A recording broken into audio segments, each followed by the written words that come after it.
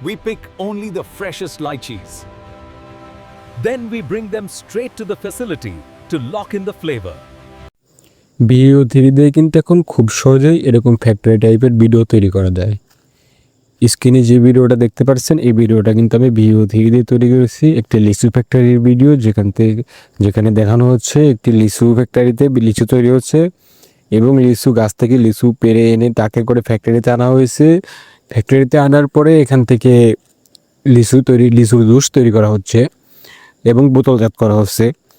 এরকম একটা ভিডিও কিন্তু আমি ভিউ থ্রিতে তৈরি করেছি খুব সহজে, খুব অল্প টাইমের ভিতরে। তো আপনারা কীভাবে এরকমভাবে তৈরি করবেন সেটাই আজকে ভিডিওতে দেখাবো।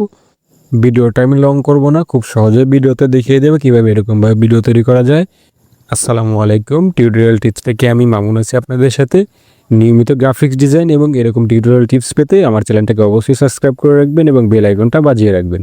যদি পেজ থেকে দেখে থাকেন পেজটা অবশ্যই ফলো করে দিবেন এরকম নতুন নতুন ভিডিও আরও পাওয়ার জন্য। ওকে, ঠিক আছে। এরকম ভিডিও তৈরি করার জন্য প্রথমে আমরা চলে যাব চ্যাট জিপিটিতে।